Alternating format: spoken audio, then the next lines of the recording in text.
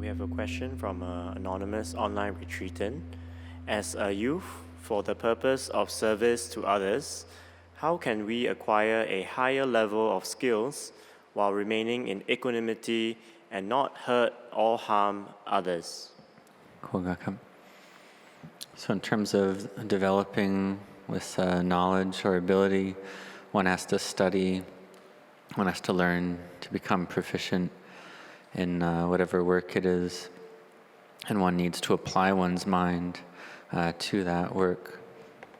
And the same with meditation as well. One meditates, one does that work, and then one contemplates as well in order to give rise to more knowledge, more understanding. And having developed these abilities, we can use the abilities for many different purposes.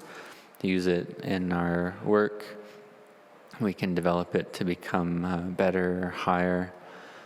And in terms of helping others with loving kindness and compassion, it can be difficult to make the mind peaceful doing that. But we do it for the benefit of ourselves and others. So we have to train in meditation and mental cultivation even more. And then we help others and we set our minds to have loving kindness and compassion. And through this helping, may your spiritual virtues, your parami, bring you to freedom from all suffering. May you set and establish your mindfulness well, and may you have a lot of time to meditate, to train your mind as well. And your work can develop to be better and better. So we have two questions on walking meditation from Tim Linden from USA, an online retreatant, and an anonymous physical retreatant. So the first question is, where is the attention placed during walking meditation? And the next question is, Dear Long Po, thank you for being so generous with your time in this retreat. I have a question about walking meditation. Please advise what I can do if I feel sleepy or drowsy while walking. I have been told before that changing the pace or increasing the speed can wake a person up, but the moment I slow down, I'm drowsy again. Do you have any advice for me? Thank you, Long Po. So in terms of walking meditation, the meaning is that one changes one's posture from sitting to walking, and one has mindfulness in this. One has mindfulness with one's step, stepping with the left foot, the right foot. One has knowing, awareness with the walking, with stepping, and with being still as well. One knows one's at the beginning of the walking path, the middle of the walking path, the end of the walking path. One knows when one is standing, and then one sets one's intention to know as one is walking as well. And with the right foot, one can recite boot, and the left foot do, like that. And the mind can become still through this method. It's a feeling in the mind. The mind and body feel light. And there's mindfulness in the mind. In the beginning, the mind may not become peaceful, but still we establish mindfulness with the walking first. And so we have mindfulness with the practice of walking meditation. The right foot boot, the left foot do, or the left foot boot and the right foot do. And if the mind is thinking a lot and very distracted, we can stop and stand still and breathe in deeply, breathe out deeply, and do that 3 times. Then having done that, one can start walking again. And if the mind is still agitated, then one can stop again. And then when one starts walking, or one can place one's tongue on the roof of one's mouth and press it there and walk like that and have mindfulness with the walking. In terms of sleepiness, walking quickly is one method to alleviate this sleepiness or drowsiness. And so if slowing down brings the sleepiness back, then don't stop, don't slow down. You can walk and recite Bhutto quickly, or walk quickly, recite Bhutto quickly. Bhutto, Bhutto, Bhutto, and left foot, Bhutto, Bhutto, right foot, Bhutto, Bhutto. And one can do it in a fast way, like right foot, Bhutto, Bhutto, Bhutto, left foot, Bhutto, Bhutto, Bhutto. And so if one is still sleepy, one can walk backwards. The fear of running into something can help the mind to be wakeful. And if one's still sleepy doing that, one can look at bright light or the stars, something luminous. One can wash one's face, splash water in one's face. And if one is still sleepy, one feels like one really can't do it, then one can stop first or take a break first.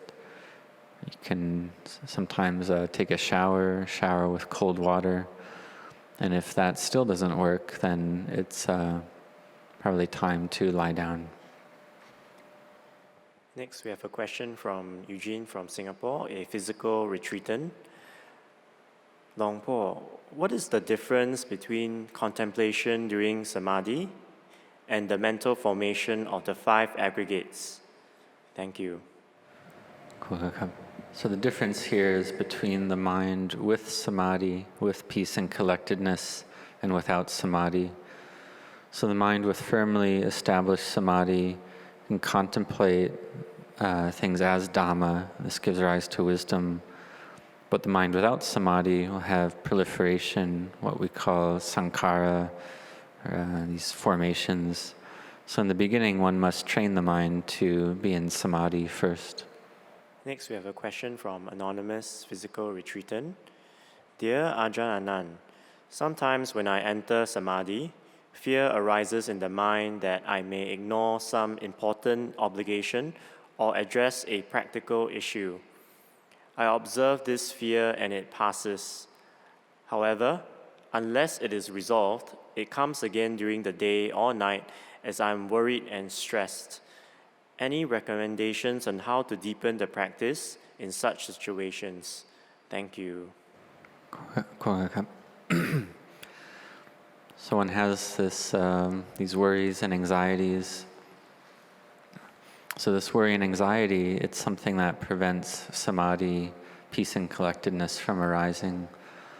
So we train the mind in order to have the wisdom to see worry and anxiety arise and cease, to be able to see that. And sometimes through this wisdom, one is able to overcome the worry and anxiety. But when the quality of samadhi, peace and collectedness is weak and the wisdom is lacking, then that mood or mind object of worry and anxiety can arise again. So given this situation, we have to train, we have to practice. When we come to sit meditation, we talk to ourselves that during this 30-minute period, I'm going to meditate for this 30-minute period. Is there any work, any duties, anything left undone, anything important that I have neglected or haven't done yet? And one can investigate and ask oneself this and take a look and see, and then manage that situation or manage that time so that one doesn't have any worries or anxieties arise during the meditation. So one practices in order to put to the side all these concerns or manage them before the meditation period, to set it all in order, so that that time period is a time for sitting meditation, for training the mind in peace and collectedness. And when the mind is then peaceful in samadhi, then there's no worry and anxiety.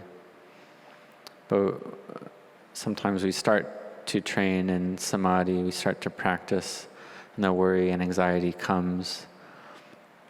And worry and anxiety comes, and other of the 5 hindrances aren't arising. So we know at that point that we have to set our hearts on training the mind.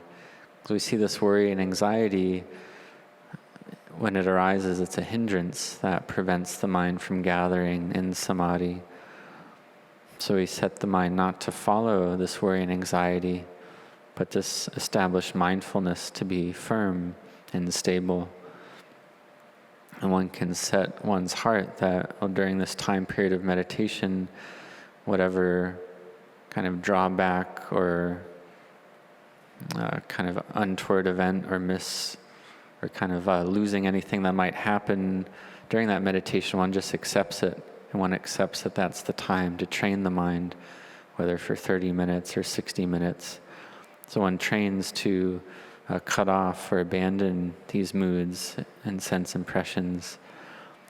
And one can also contemplate and think to oneself, well, sitting in meditation like this, why does the worry and anxiety arise then? If I go to watch a movie or a show or entertainment or do some kind of other work, why does the worry and anxiety not arise at that point? And one is able to get lost in those pleasures. But when one tries to do merit and cultivate samadhi, then the worry and anxiety arises then. So therefore we set our hearts to pay homage to the Buddha Dhamma Sangha and to put aside these moods first. And one sets one's heart to bring about samadhi, or to be able to establish samadhi. The next question is from a physical retreatant, Piyapon from Thailand. Dear Longpo, my question is about observing my breathing in sitting meditation.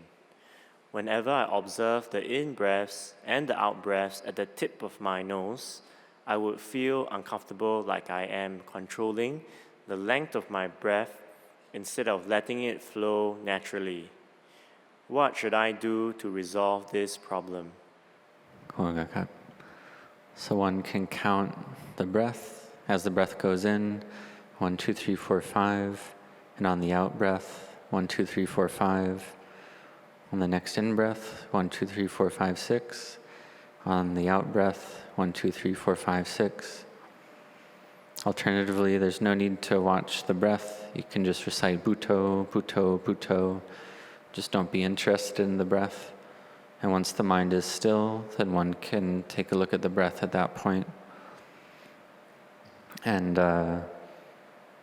if you're feeling like you're controlling the breath like this, you can try these 2 different methods.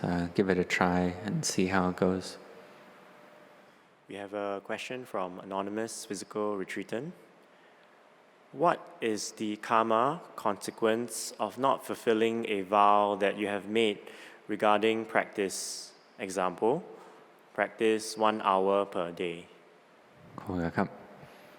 So we can ask, well, what is it that we want?